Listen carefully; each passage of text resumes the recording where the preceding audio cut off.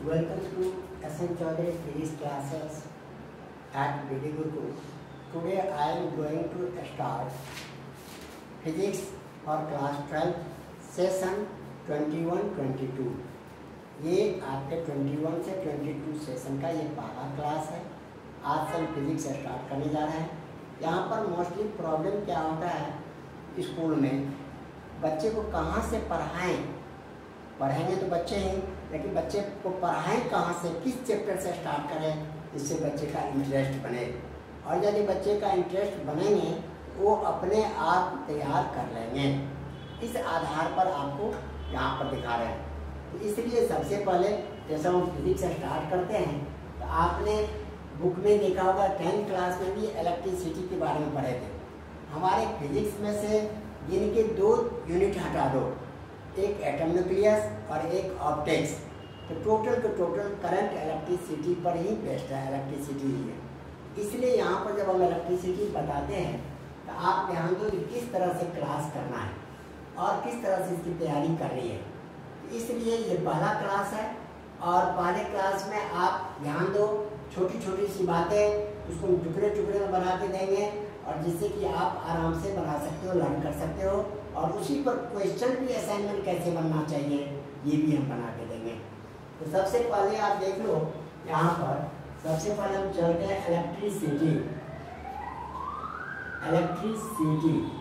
Electricity क्या चीज़ है। अब यहाँ पर मोस्टली जैसे इलेक्ट्रिसिटी के बारे में पढ़ते हैं, इलेक्ट्रिसिटी है क्या चीज़ यही नहीं पता है। अब आप बताओ बेटा क्या है electricity.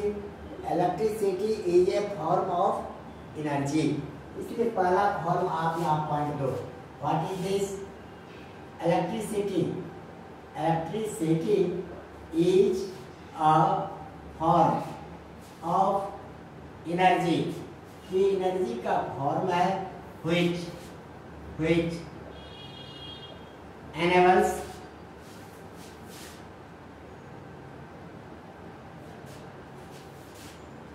which runs our machines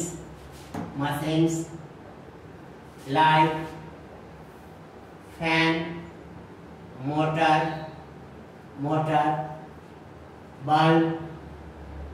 bulb etcetera, ये सब सारे हमारे हैं। Electricity is a form of energy which runs our machines like fan, motor and bulbs etc. Second part में देखते हैं, it is also known as electrical energy. Simply इसी को हम इलेक्ट्रिकल एनर्जी भी कहते हैं या इलेक्ट्रिसिटी भी कहते हैं यहाँ पर।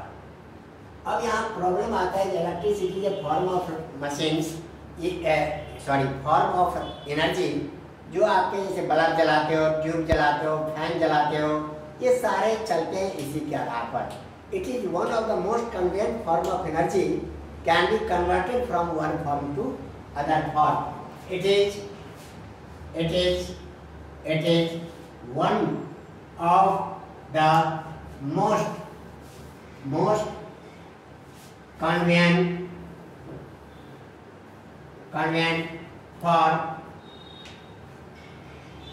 of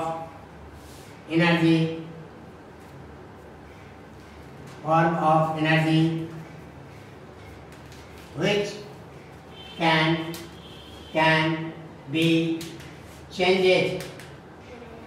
can be changed from one form to other form।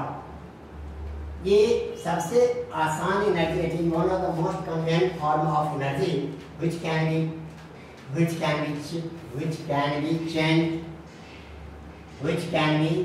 changed from one form to other form। जैसे इलेक्ट्रिसिटी को हम हीट में कन्वर्ट कर देते हैं, इलेक्ट्रिसिटी को हम लाइट में कन्वर्ट कर देते हैं, इलेक्ट्रिसिटी को हम केमिकल एनर्जी में, इलेक्ट्रोप्लाटिक में कन्वर्ट कर देते हैं। सबसे आसान एनर्जी है ये, जिसको हम एक इलेक्ट्रिसिटी से दूसरे फॉर्म में कन्वर्ट कर देते हैं। अब इसी का देख लो, आपने ये पढ़ा, यहाँ तक पढ़ लिए electricity is a form of energy. लेकिन बेटा जब आपसे कोई पूछते हैं कि क्या पढ़ रहे हो, आप जवाब देते हो ये इलेक्ट्रिसिटी पढ़ रहे हैं, तब ये एक सब्जेक्ट हो गया। इसलिए कुछ लोग इसको इलेक्ट्रिसिटी को सब्जेक्ट भी मानते हैं। देख लो, some writers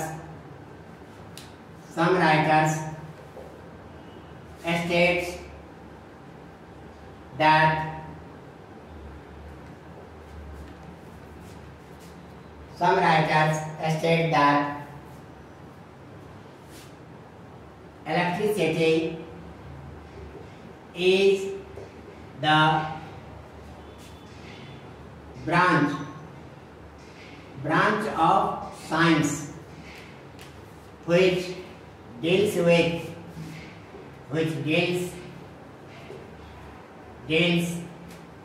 with electrical energy.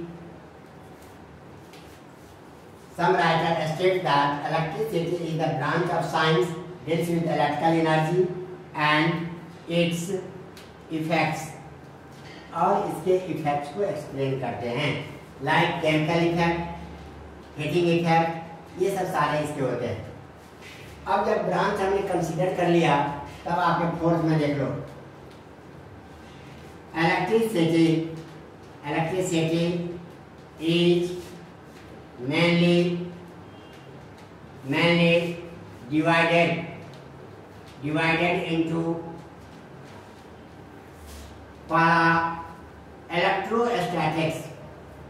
electrostatics, पहला ब्रांच हमारा हो गया electrostatics.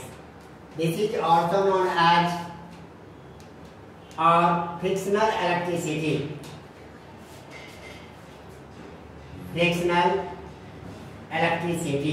इसी को फ्रिक्शनल इलेक्ट्रिसिटी भी कहते हैं। दूसरा ब्रांच है हमारा करंट इलेक्ट्रिसिटी, इसको करंट इलेक्ट्रिसिटी जब हम ब्रांच ऑफ साइंस मानते हैं, इसको हम दो पार्ट में डिवाइड किए, इलेक्ट्रोस्टैटिक्स और फ्रिक्शनल इलेक्ट्रिसिटी, करंट इलेक्ट्रिसिटी। अब आपके एक पार्ट में आ जाओ। अब इलेक्ट्रोस्टैटिक्स क्या चीज है? सिंपली यहाँ पर सीखो, the study of charge at rest. Simply यहाँ पर बता रहे हैं, the study of charge at rest is called electrostatics.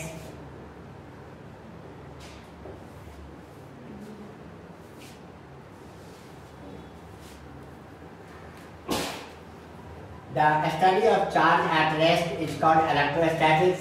It is also known as charge is produced by rubbing two objects. So electricity produced is called frictional electricity. The study of charge at rest is called electrostatics. As charge is produced by rubbing two objects. दो object, जैसे हम कंघी से बाल में 2 बार 4 बार घुमाते हैं तो देखते हैं कंघी छोटे छोटे पेपर के टुकड़े को अट्रैक्ट कर लेते हैं। इसका मतलब कंघी के ऊपर चार्ज आ गया। अब इसी पर बच्चे पूछते हैं, सर कंघी से तो रब किए तो आ गया चार्ज, लेकिन लोहे के टुकड़े से करते हैं तो क्यों नहीं आता है? लोहे के टुकड़े से क्यों नहीं आता है? लोहा जो है गुड कंडक्टर्स है, चार्ज लोहे के टुकड़े पर भी बनता है, लेकिन वो हमारे बॉडी से फ्लो के अर्थ में चला जाता है, चार्ज बनता जाता है, फ्लो हो जाता है, इसलिए लोहे के ऊपर चार्ज जमा नहीं होते हैं। लेकिन कंघी जो है, कम जो है, इस पर रब करते तो ये तो बैड कंडक्टर्स है, जो चार्ज यहाँ बना वो यही चार्ज बना रहता है, हटते नहीं है, इसलिए हम देखते हैं। एक पार्ट में इसी को यदि डिटेल से आप पढ़ते हो इलेक्ट्रोस्टैटिक्स को, तो electrostatics is the branch of physics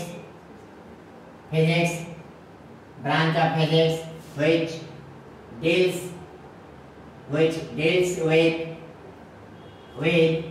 charge at rest, और क्या बताता है, electric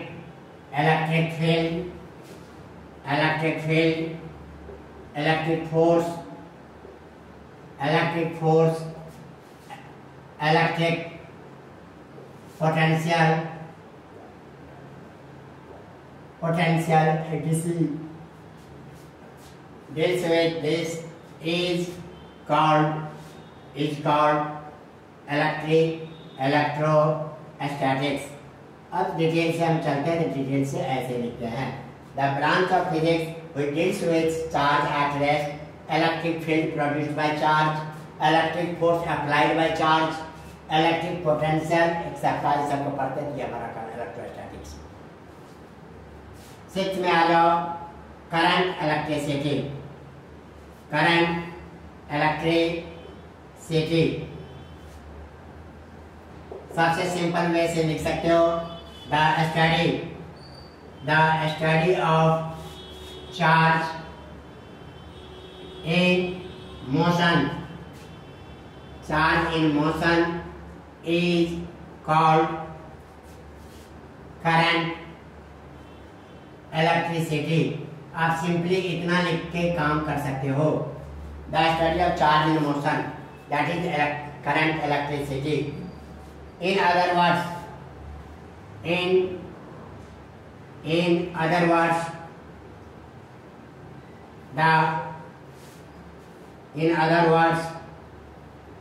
the branch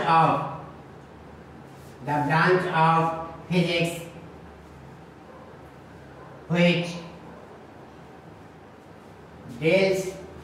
which deals with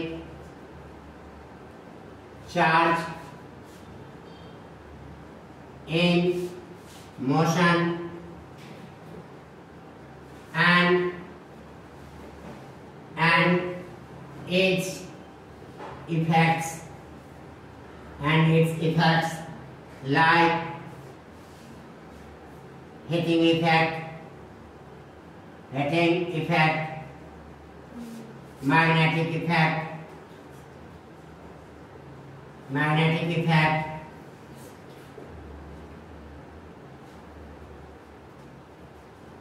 chemical effect etc. is called current electricity. इसको हम करंट इलेक्ट्रिसिटी कहते हैं। इस तरह से इंट्रोडक्शन में जब आप शुरू करते हो तो देखो बेटा, कम से कम इतनी नॉलेज होना चाहिए, ये करंट इलेक्ट्रिसिटी पढ़ते दिया है क्या चीज़, करंट इलेक्ट्रिसिटी क्या होता है, आपको इलेक्ट्रोस्टैटिक्स किसे कहते हैं, ये सब सिंपल इतना हमें नॉलेज होना चाहिए। Have you noted? यदि आप लोग नोट कर लिए हो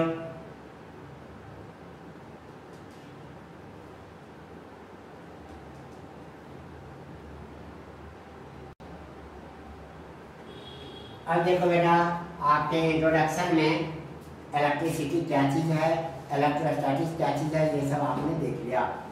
अब आपके स्टार्टिंग है तो फिजिक्स में देखो 11th में आपने क्या पढ़ा नहीं पढ़ा उसका यहाँ पर कोई खास यूज नहीं है। 12th का फिजिक्स 11th के फिजिक्स से 100% डिफरेंट है।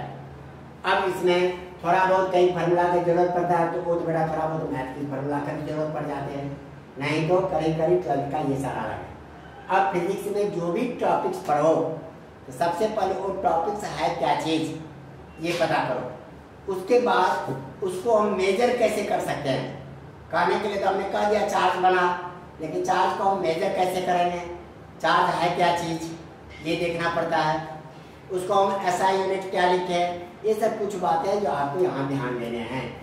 तब आपका स्टार्टिंग सबसे पहले हम चलते हैं चार्ज में।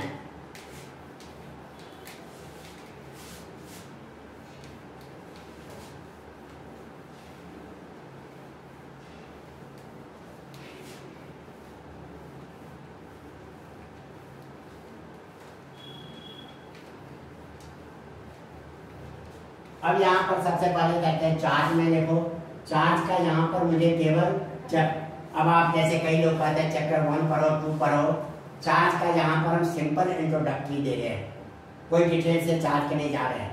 जब आपका चैप्टर 1 शुरू करेंगे तो इसके बारे में हम डिटेल से देखेंगे। यहाँ पर व्हाट इज चार्ज, सबसे पहले चार्ज क्या चीज है, तो आपके इंट्रिंसिक दैट इज इंटरनल, यहाँ पर लिखते हैं the charge is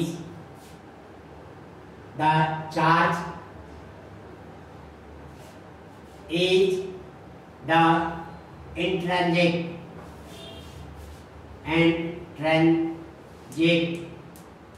property, the intrinsic property of a body due to which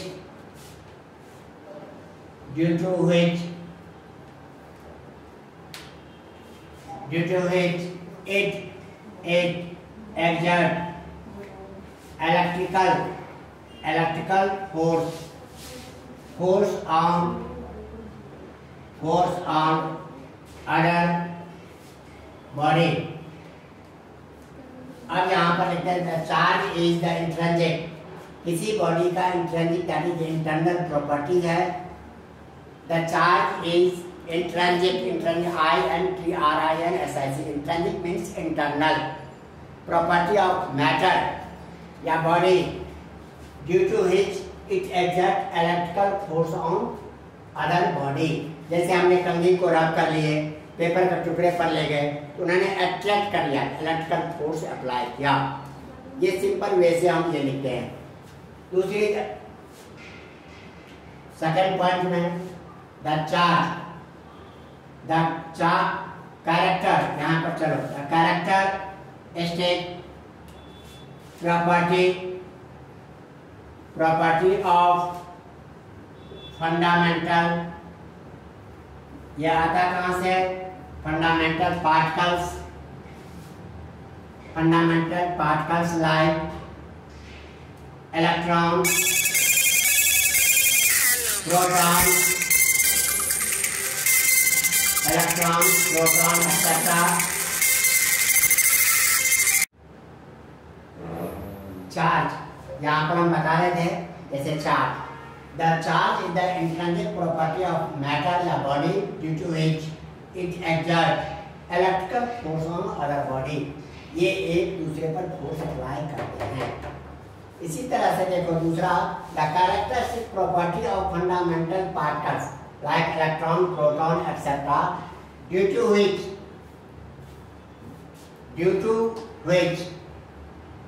they exert electrical force on each other. The characteristic property of characteristic property of fundamental particles like electron, proton, etc. due to which they exert electrical force on each other is called charge। इसको हम charge कहते हैं, यहाँ पर हमने देखा। Third point में आ जाओ बेटा। अब यहाँ तक हमने देख लिए चार्ज के बारे में, कम से कम एक या दो डेफिनेशन दे लिए, और भी डेफिनेशन दे सकते हैं। यहाँ पर देख लो, अब चार्ज का मेजरमेंट कैसे करते हैं। द चार्ज, पहला, the charge on a body is equal to the integral multiple of charge of electron, integral multiple of charge of electron। किसी बॉडी में चार्ज ऑन ए बॉडी, जिसको हम जनरली Q लिखा करते हैं, is equal to the integral multiple of charge of electron E, इसके बराबर। that is Q equal to हमने लिखा प्लस माइनस एन ई, अब यहाँ पर प्लस माइनस एन ही लिखे हैं, तो चार्ज क्यू क्या है, Q charge on body, charge on body and number of electron lost और गेन, कितना इलेक्ट्रॉन लॉस्ट किया कितना गेन किया, और ई चार्ज ऑन एन इलेक्ट्रॉन, एक इलेक्ट्रॉन पर कितना चार्ज है। ये पहला मेजरमेंट के तरीके होगा। अब इस मेजरमेंट के आधार पर यहाँ देखो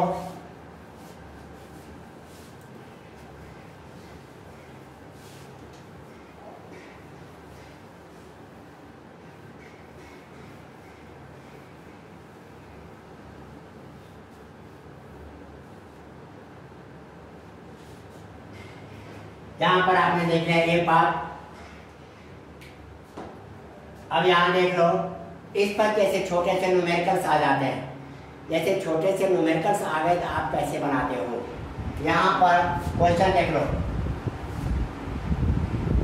find number of electrons present in 1 coulomb charge. अब यहाँ पर सिंपल सा हमने क्वेश्चन दिए, find number of electrons present in 1 coulomb charge. 1 coulomb charge अभी इतना समझो ऐसा यूनिट है। अब इसको हम कैसे निकाल लेंगे न्यूमेरिकल्स में, यहीं से ध्यान दो। यहाँ पर सॉल्यूशन देखो, here Q equal to 1 coulomb, 1 coulomb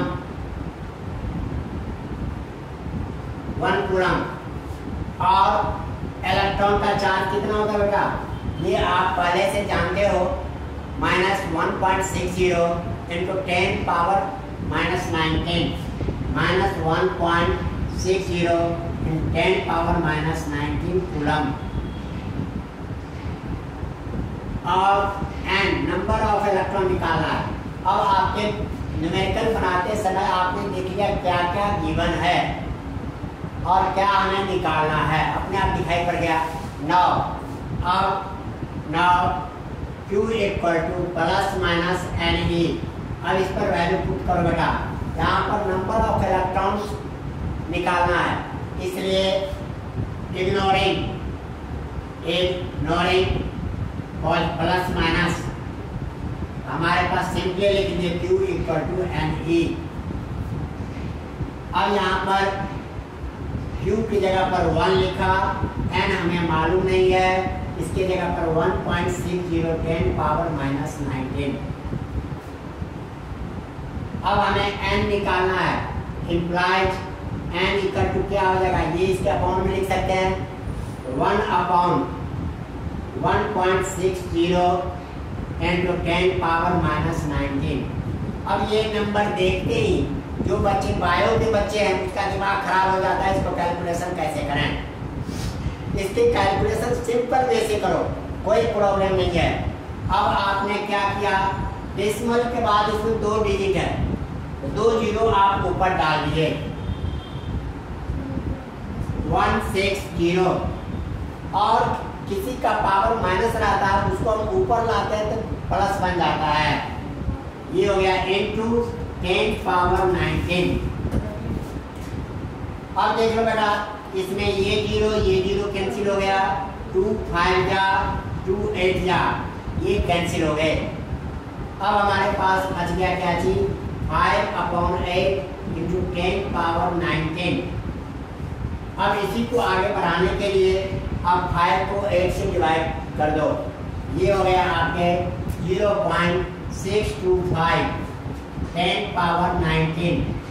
हम जनरली क्या जानते हैं, साइंटिफिक मेथड में 1 डिजिट के बाद डिसिमल लिखते हैं। तो अब डिसिमल यहाँ आना चाहते हैं, इसलिए इसमें से एक जीरो इसके ऊपर डाल दो। अब आपके 6 2 5 एक जीरो डाल दिया, तो 3 के पहले डिसिमल तो लगाएंगे हम, तो यहाँ पर लगा दिए इंटू 10 पावर 18 बच गया। 6.0 का कोई वैल्यू नहीं है, decimal के बाद is, therefore numerical बनाते हैं, therefore 1 coulomb equivalent to 6.25 10 power 18 electrons, इतने इलेक्ट्रॉन्स के बराबर होता है। कहने वाले इतने इलेक्ट्रॉन के चार्ज को हम 1 कूलम चार्ज कर दें। आगे बात समझ लो, हर पॉइंट पर हम एक न्यूमेरिकल दिखाते चलेंगे और बहुत इजी है।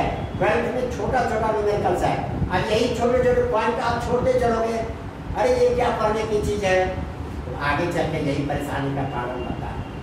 अब हमने चार्ज को मेजर करने का एक मेथड दिखा दिया, चार्ज को मेजर करने का अब दूसरा, हैव यू नोटेड दिस, आप लोग इसे नोट कर लिए। चार्ज को मेजर करने का दूसरा तरीका देखो,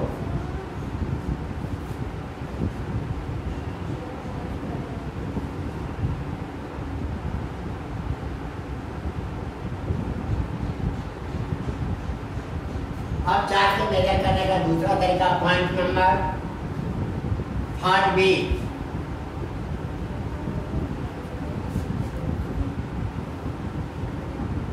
थर्ड का B part, the amount of charge हम ऐसे भी मेजर करते हैं, यदि नंबर ऑफ इलेक्ट्रॉन प्रोटॉन मालूम है, और the amount of charge flowing, amount of charge flowing through a conductor is equal to the product of strength of current, electric current and time taken to flow charge.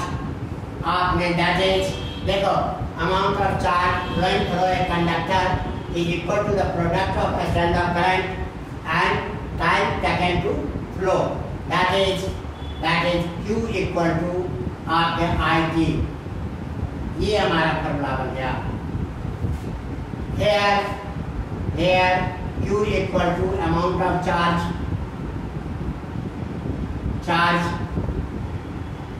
I electric current and T time।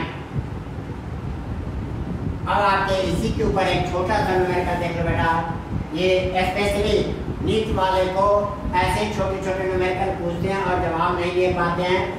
Physics सही है तो NEET में selection हो जाएगा, physics सही नहीं है तो नीट में सिलेक्शन होना मुश्किल है। क्यों? बायो, बॉटनी, जूलॉजी सभी बच्चे रट के आते हैं, आप भी रट के जाओगे। केमिस्ट्री में करीब करीब आधा से अधिक ऑर्गेनिक वाले पास होते हैं, इनऑर्गेनिक, ये रट के काम चल जाएगा। थोड़ा बहुत न्यूमेरिकल में प्रॉब्लम होगा फिजिकल में, और यदि फिजिक्स में आके सभी चेहरा लटक जाता है। क्यों? फिजिक्स में छोटे छोटे बेसिक बताया नहीं गया है, मेन क्वेश्चन रट के बोर्ड में तो 98 लिया आया, लेकिन वहाँ कंसेप्ट क्लियर नहीं है, इसलिए इन छोटी छोटी बातों को ध्यान दो। अब यहाँ पर क्वेश्चन देख लो, question find amount of charge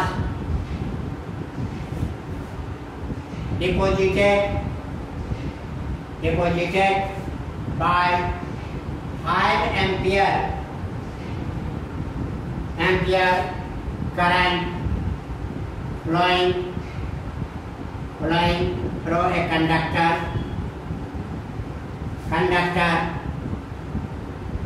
for 5 minutes।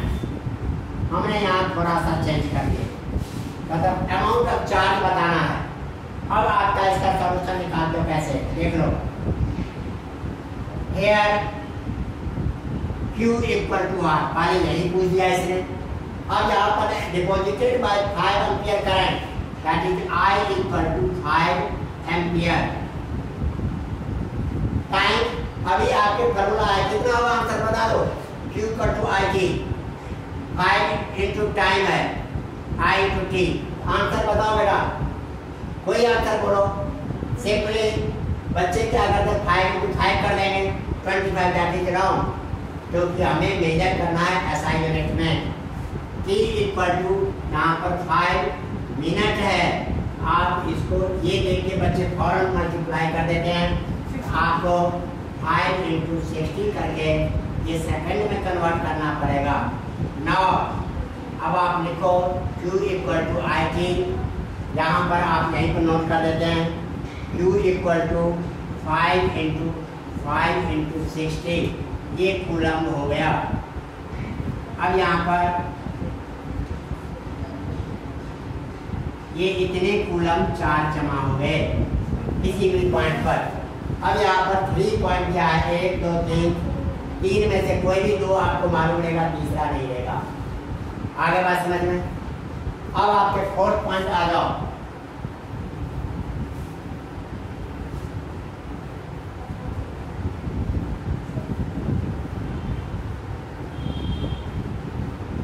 Fourth में आपके आ जाओ। अब आप पॉइंट नंबर 4, अब आप शुरू से पढ़ते आए हो स्केलर और वेक्टर क्लास 11th में। स्केलर वेक्टर में आप जानते हो, जो भी जो नहीं जानते हो, करंट इलेक्ट्रिसिटी हो, चाहे इलेक्ट्रिसिटी पूरे इलेक्ट्रिसिटी में गिन के 8-10 वेक्टर्स है, सारे के सारे स्केलर है। इसलिए यदि पेपर में कंफर्म नहीं भी हो ये स्केलर है या वेक्टर, स्केलर लिख दोगे तो 90% उसके चांस ठीक होने का रहता है। लेकिन यहाँ चार्ज देखें, चार्ज से कोई north south east west direction का ज्ञान नहीं होता है, इसलिए चार्ज हमारा क्या हो गया, scalar. It is a scalar quantity, ये हमारा स्केलर क्वांटिटी है। फिफ्थ में आ जाओ SI unit. SI unit of charge is coulomb. SI unit of charge is coulomb. देखो बेटा, यदि नाम लिखते हो पूरा तब स्मॉल सी लिखना, इस चीज का ध्यान रखना। जब अच्छे नंबर आते हैं तो टीचर काटने का जुगाड़ ढूंढते हैं, यही सब ढूंढेंगे। ये बच्चे का नंबर बहुत ज्यादा आ रहा है, कैसे काटे जाए कूलम्ब। और यदि सिंगल लेटर में लिखते हो तब आप कैपिटल सी लिखोगे। 6 पॉइंट पे आ जाओ। अब ये चार्ज प्रोड्यूस कैसे होने हैं, हमने इलेक्ट्रोस्टैटिक्स के डेफिनेशन नहीं बता दिए थे। When 2 objects are rubbed with each other, then electricity produced, and produced electricity is called frictional electricity. इसी तरह से यहाँ पर origin लिख देते हैं, या production of charge, origin of charge कर सकते हो, और प्रोडक्शन ऑफ चार्ज, चार्ज का प्रोडक्शन कहाँ से होता है। अब यहाँ पर इसमें देखो, when two objects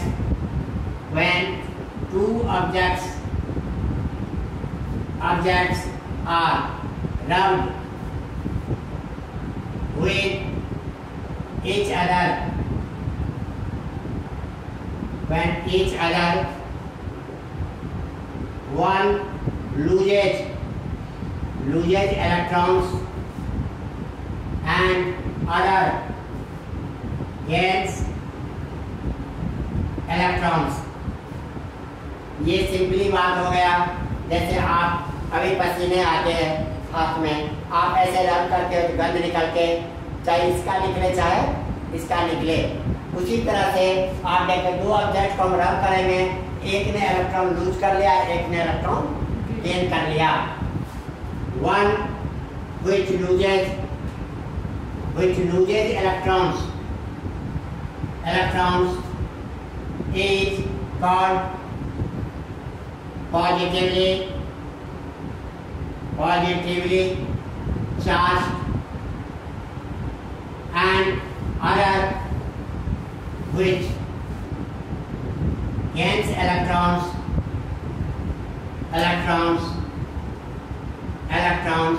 is called negatively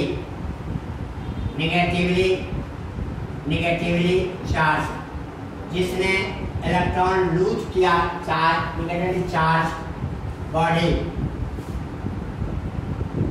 अब दो बॉडी है, एक को रब करेंगे, एक में से निकल के दूसरे पर चले गए, ये हमारा हो गया। आजकल जैसे देखते हो बेटा हॉस्पिटल में दिखाते रहते हैं, किसी को कोरोना हो गया, अब उसको भीड़ में लाइन में खड़ा होना है चेक कराने के लिए, वो कोरोना नहीं है फिर भी वो चला जाता है, मुझे कोरोना है, सारे लोग भागते हैं उससे, सबसे आगे लाइन में खड़ा हो गया। क्यों? उसको डर है कि वो टच करेगा तो ट्रांसफर हो जाएगा वायरस का। उसी तरह से जब दो ऑब्जेक्ट को रब करते हैं, एक का इलेक्ट्रॉन दूसरे में ट्रांसफर हो जाता है। Hence hence hence the appearance of charge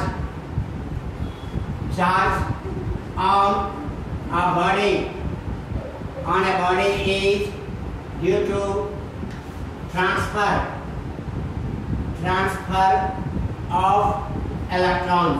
इस तरह से चार्ज का जो अपीयरेंस होता है ट्रांसफर ऑफ इलेक्ट्रॉन्स के कारण होता है। यदि इलेक्ट्रॉन का ट्रांसफर नहीं होगा तो चार्ज का अपीयरेंस नहीं होगा। इसी को एग्जांपल के तौर पर यहाँ एक्सप्लेन करके देखो।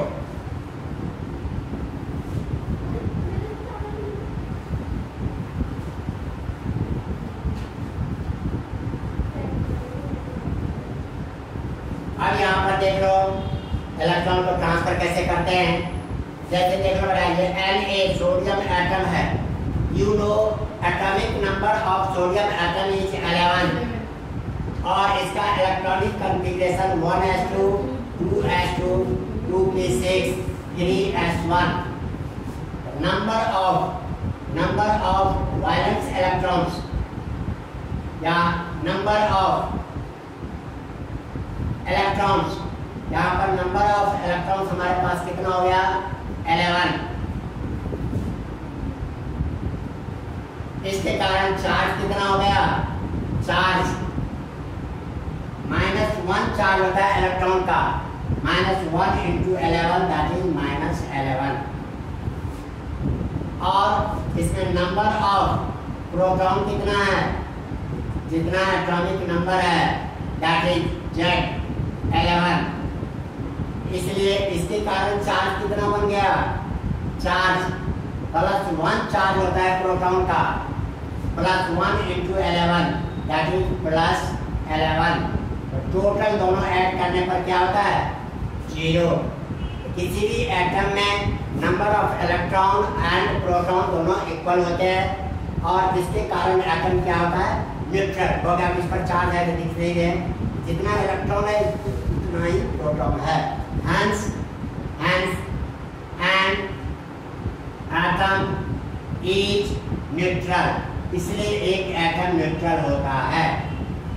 लेकिन जब आप देखते हो यहाँ पर नंबर ऑफ वैलेंस इलेक्ट्रॉन कितना देखा आपने 1 वैलेंस इलेक्ट्रॉन, यहाँ पर है 1, ये 1 लूज करना चाहता है, अब एक गेन करने वाला चाहिए हमें। जब इसने लूज किया तो देख लो Na आपके प्लस बन गया, एटॉमिक नंबर इतना ही है लेकिन इसमें number of electron E that is 10 हो गया।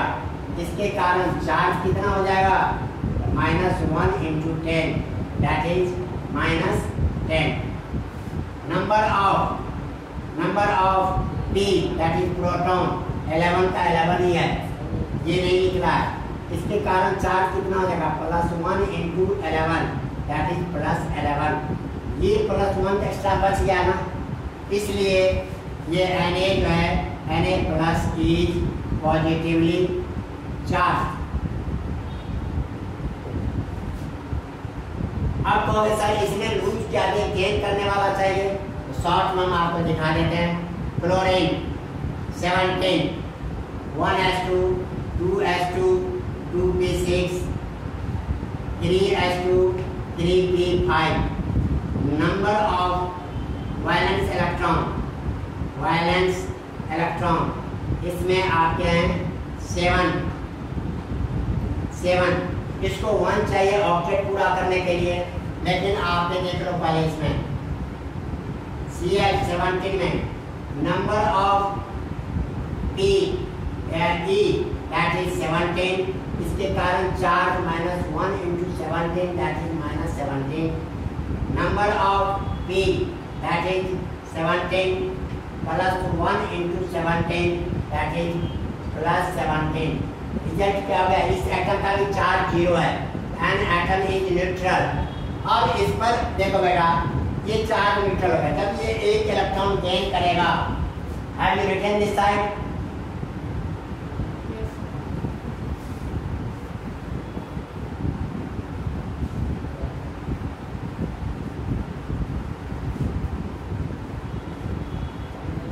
अब यहाँ पर देख लो, जब आपके क्लोरीन में एक इलेक्ट्रॉन आ गया, इसने एक इलेक्ट्रॉन लूज किया था, इस तरह से देख लो Na चेंज हो गया Na प्लस और इलेक्ट्रॉन बाहर चला गया।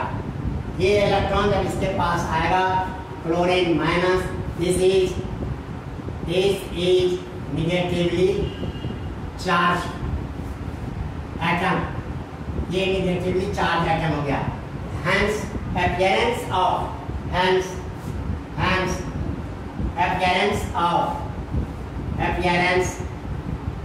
of charge on a body is due to loss